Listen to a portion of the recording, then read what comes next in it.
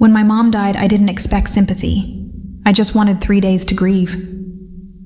But my boss looked me in the eye and said, "If you don't show up tomorrow, don't bother coming back." That was the day I learned something powerful. Silence is the deadliest weapon in an office full of egos. And what happened next? Let's just say she never saw it coming. Hey everyone, if you've ever had a toxic boss who made your life miserable, this story is for you. It's not just about revenge. It's about justice, dignity, and getting back what they tried to take from you. This is a story about patience, strategy, and watching someone's empire crumble because of their own cruelty. Don't forget to hit subscribe, drop a like, and stick around until the end. Because trust me, the ending is absolutely worth it. Now let me take you back to where it all began. I started at Sterling & Associates Marketing fresh out of university. I was 23, optimistic, and hungry to prove myself. The job was everything I'd worked for.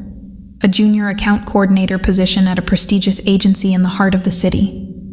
The office had that trendy open concept design that every millennial workplace seemed to worship. Exposed brick walls, Edison bulb lighting, standing desks, and glass conference rooms that made privacy absolutely impossible. Everything you did was visible to everyone.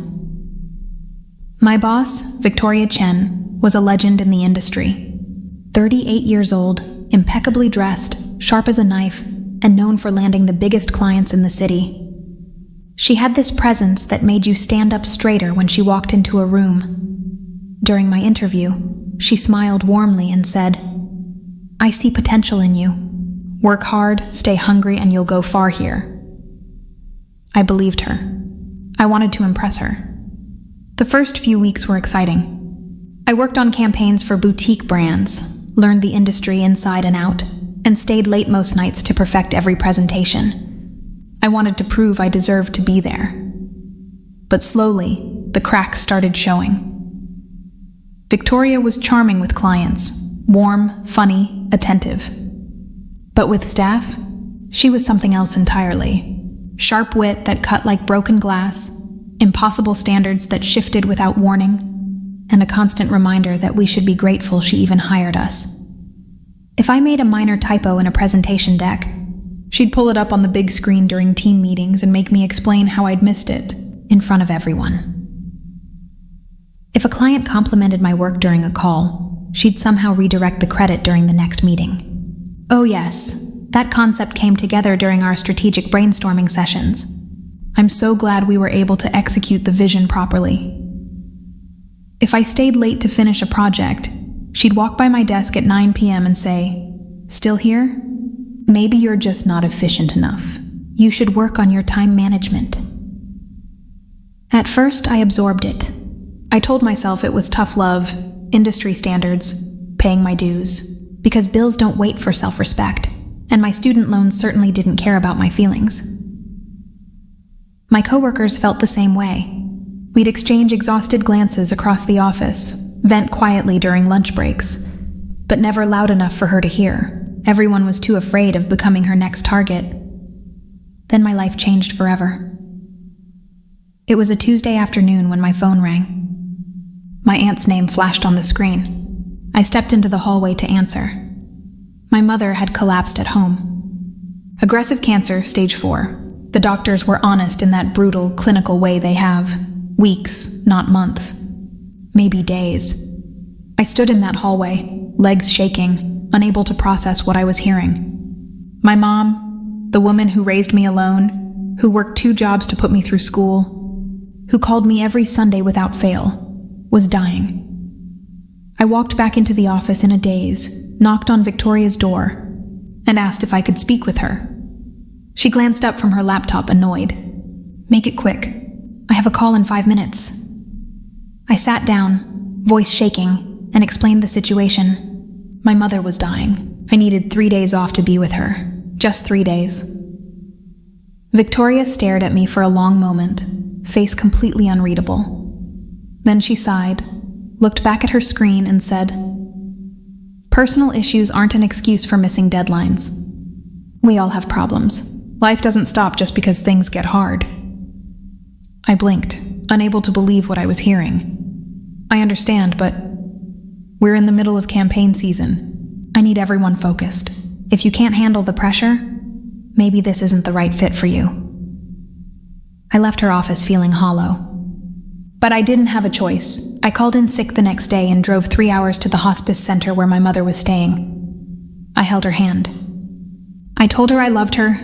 I watched her slip away. She died on Thursday morning. I didn't call the office. I didn't text. I just existed in the grief. On Monday morning, I came back to work. Eyes swollen from crying, dressed in black, running on 2 hours of sleep. I walked to my desk, numb and exhausted. There was an envelope waiting for me. I opened it with shaking hands. Termination letter.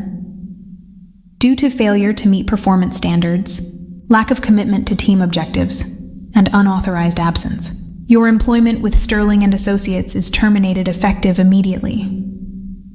I read it 3 times before it sank in. She fired me. While my mother was dying, while I was grieving, I looked up across the office.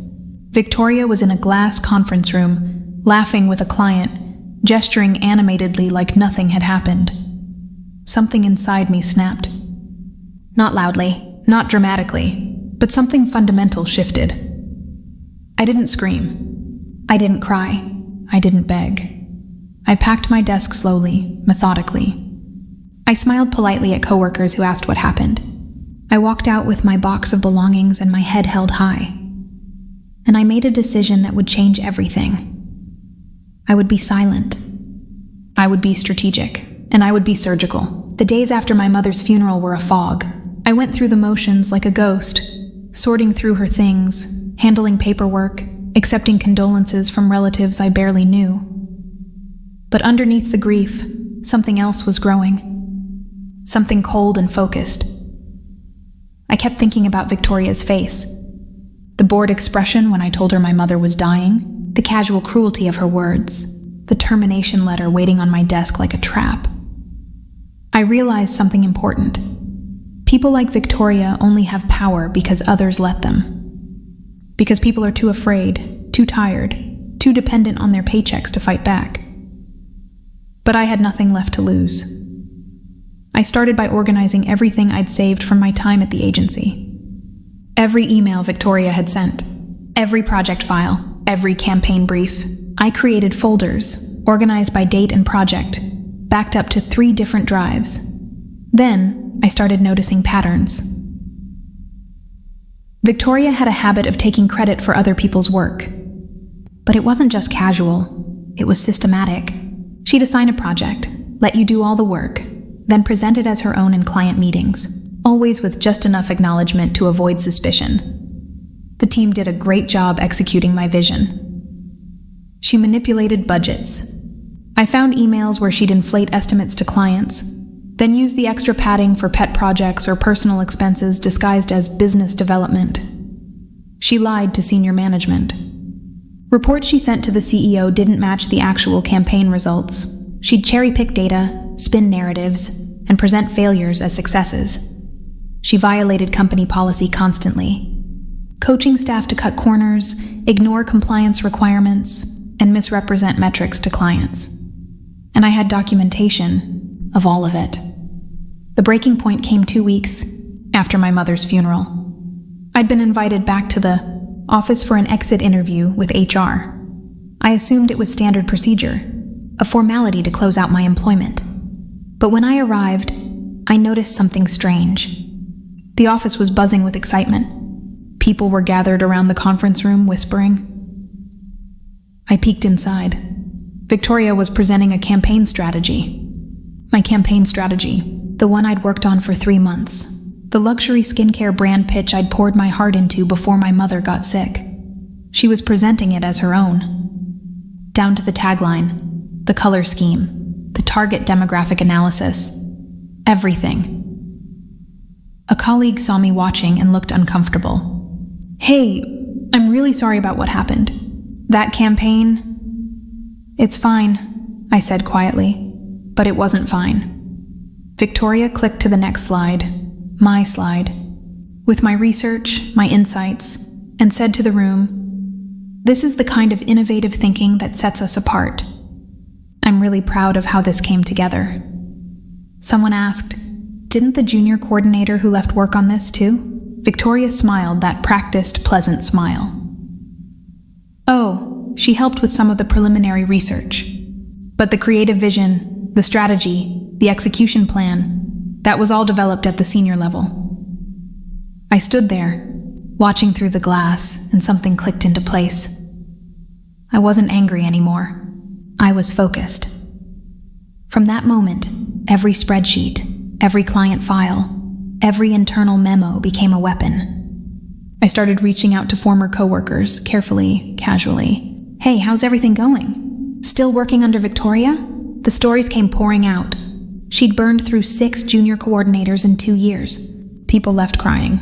People developed anxiety disorders. One woman told me she'd started therapy specifically because of Victoria's emotional abuse. I began documenting everything they told me. Names, dates, incidents. I cross-referenced it with company records I still had access to. I wasn't just building a case. I was building an arsenal, and I had all the time in the world. 3 months after my termination, I got a call from Sterling and Associates. It was Marcus, the senior VP I'd worked with on a few projects.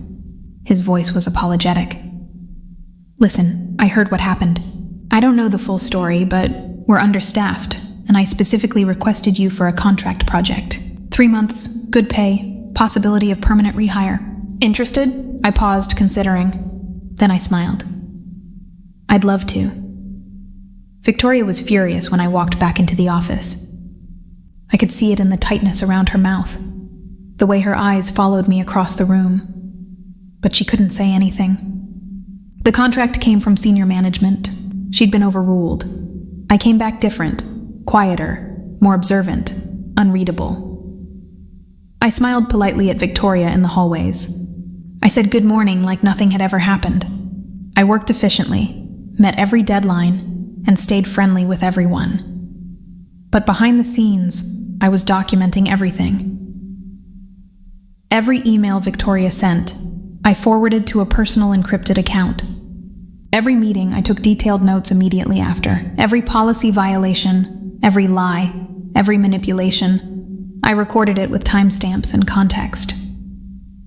I noticed things I'd missed before. The way she'd schedule meetings right at 5 p.m. so people would have to stay late. The way she'd criticize people's work publicly but never offer constructive feedback. The way she'd play favorites, pitting team members against each other. I started building alliances carefully. I helped colleagues with their projects, never asking for credit. I shared information generously. I bought coffee for people who looked stressed. Slowly, people started trusting me. And when they trusted me, they talked. Victoria changed my entire presentation the night before without telling me, then blamed me when the client didn't like it. She told the CEO I missed a deadline, but she never actually gave me the deadline. She makes comments about my weight every time I eat lunch at my desk. Every story added another piece to the puzzle. Then came the big opportunity. Sterling and Associates was pitching for a massive account. A luxury automotive brand, 7 figures, multi-year contract. The kind of client that could define a career. Victoria was leading the pitch, and she wanted me on the team. Not because she valued my work, because she needed a scapegoat in case it went wrong. She assigned me the market research and data analysis. 3 weeks of work, then 2 days before the pitch, she called me into her office. "I'm restructuring the presentation. I'll be taking over the data section. You'll handle logistics and materials prep." Translation. She was taking my work and presenting it as her own. Again. I smiled and nodded. Of course, whatever you think is best. But this time, I was ready. I'd built 2 versions of every analysis. The version I gave Victoria was solid, professional, perfectly adequate, but I'd found something she missed.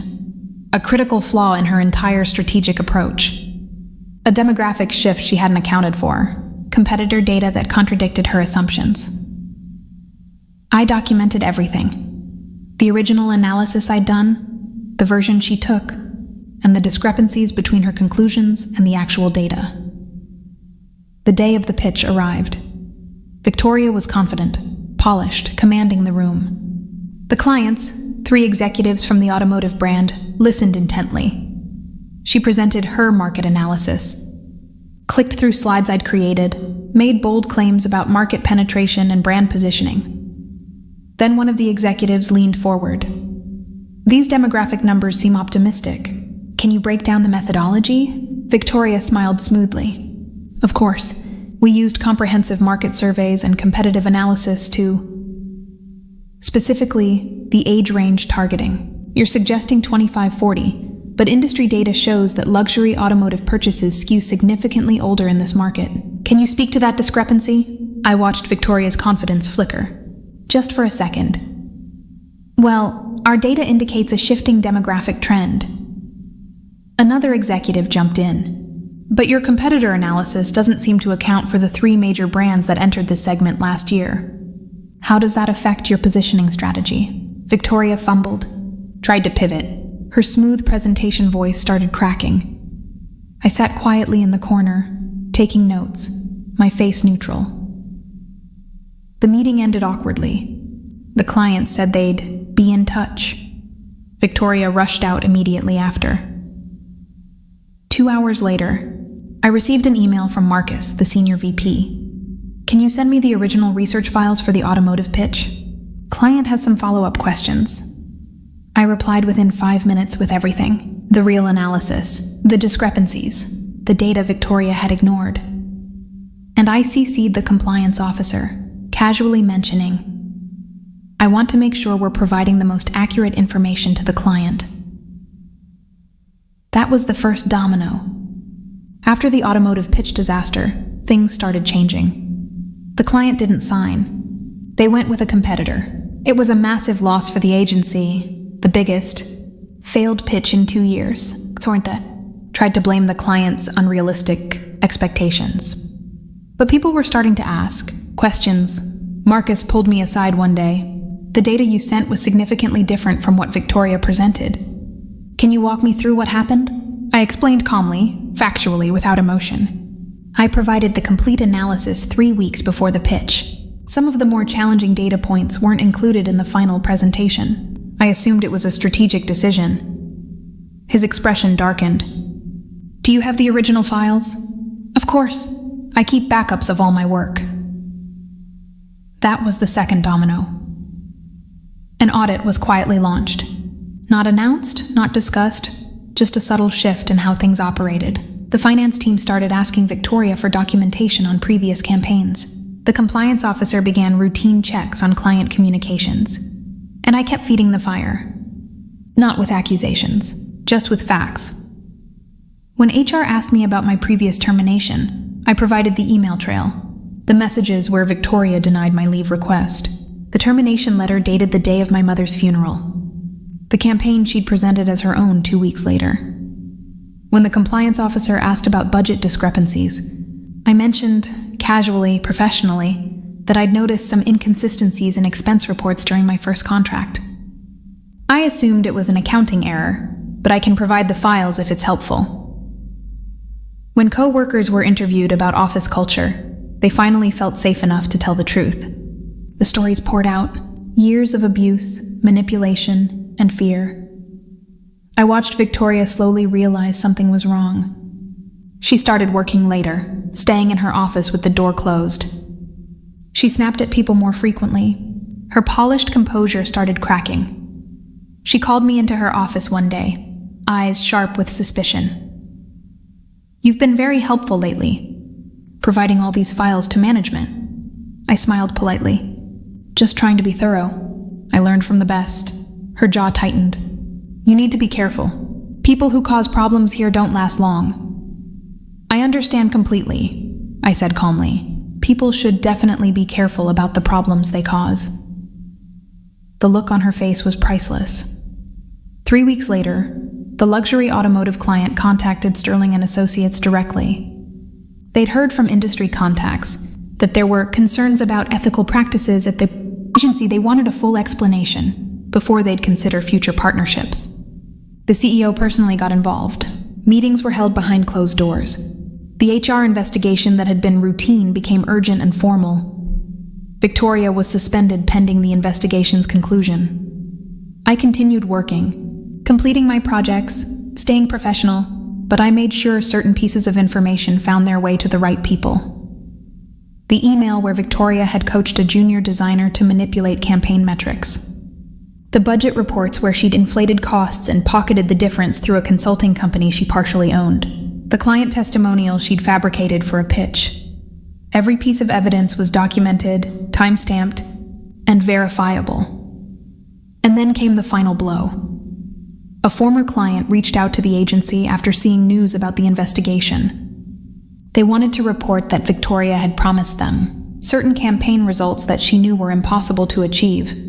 Essentially fraudulent misrepresentation. They'd stayed quiet before because they didn't think anyone would believe them. But now, they had proof, and they wanted justice. The investigation concluded within a week after that. The day Victoria was fired, I wasn't in the office. I was working remotely, finishing a campaign proposal, but I heard about it from 3 different people within an hour.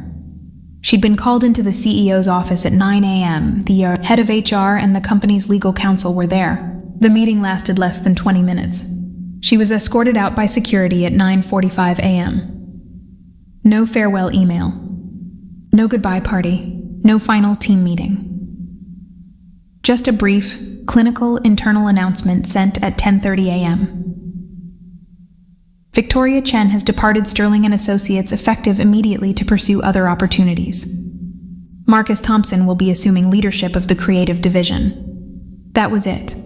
Years of her empire, gone in a single sentence. I received a separate email from Marcus an hour later. We'd like to discuss bringing you on permanently. Are you available for a meeting this week? I sat at my kitchen table reading that email and finally let myself feel it. Not triumph. Not celebration, just quiet, exhausted relief. The stories started circulating within days. Industry group chats, LinkedIn whispers, former clients comparing notes. Did you hear what happened at Sterling? I worked with Victoria years ago, not surprised at all. Someone finally had the documentation to prove it. Victoria's LinkedIn profile went dormant. The polished headshots, the thought leadership posts, the carefully curated success stories, all silent.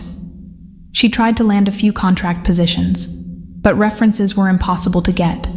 Every call to Sterling & Associates was met with careful legal language. We can confirm she was employed here from 2018 to 2025. We cannot provide additional details. Which in the industry meant everything. Her consulting company, the one she'd used to funnel agency money, was quietly dissolved after the agency threatened legal action. She wasn't arrested, wasn't publicly shamed, wasn't dragged through social media. She just faded. Her reputation crumbled under the weight of her own choices, and the industry moved on without her. I accepted the permanent position at Sterling & Associates, senior account manager. My own team. Real authority. The agency recovered. Clients were reassured. New leadership implemented ethics training, anonymous reporting systems, and regular culture surveys. The office slowly transformed into something healthier. People started smiling more. Staying because they wanted to, not because they were afraid to leave. I mentored junior coordinators, making sure they never experienced what I had. I advocated for transparent communication, fair credit, and compassionate management. And occasionally, when someone would complain about a difficult situation, someone else would quietly say, "Remember what happened to Victoria? Karma's real." 6 months after her termination, I ran into her at an industry conference. She looked smaller somehow, less polished. The confidence that had once filled every room she entered was gone. We made eye contact across the lobby. For a moment, I thought she might approach me, confront me, accuse me. But she just looked away and walked in the other direction. I didn't feel victorious, I felt sad. Sad that she'd built her entire career on cruelty and manipulation. Sad that she'd hurt so many people. Sad that it took everything falling apart for the truth to finally matter. But I also felt something else. Proud. Proud that I'd survived. Proud that I'd fought back. Proud that I'd done it the right way. With documentation, patience, and truth. My mother didn't get to see me succeed. She didn't get to see me stand up for myself. She didn't get to see Victoria's empire fall. But I think she would have been proud too, because she taught me something important, even if she didn't know it at the time. She taught me that dignity matters, that integrity matters, that how you treat people when you have power defines who you really are. Victoria lost everything because of who she chose to be. And I gained everything because I refused to become like her. There's a quote I think about sometimes. The best revenge is living well. But I'd add something to that. The best revenge is living well while making sure the truth comes to light. Because here's what I learned. Toxic people only thrive in silence. They count on fear, isolation, and people being too tired or scared to fight back. But documentation, truth, patience, those are weapons they can't defend against. Victoria thought she was untouchable. She thought her position, her reputation, her carefully crafted image would protect her forever. But every empire built on cruelty eventually falls. Sometimes it just needs someone patient enough to let the cracks show. I didn't destroy her. She destroyed herself. I just made sure people could finally see it. And you know what? That's enough. She fired me when my mother died, thinking I was powerless. She was wrong. If this story resonated with you, if you've ever dealt with a toxic boss, if you've ever felt powerless, if you've ever wondered if standing up for yourself is worth it, hit that like button. Share this story with someone who needs to hear it. And drop a comment telling me, have you ever had to stand up to someone who thought they were untouchable? How did it turn out? Subscribe for more true stories about justice, dignity, and what happens when people who hurt others finally face the consequences. Because your dignity is worth protecting, your truth matters, and sometimes patience and documentation are the most powerful weapons you have. Thanks for watching. I'll see you in the next one.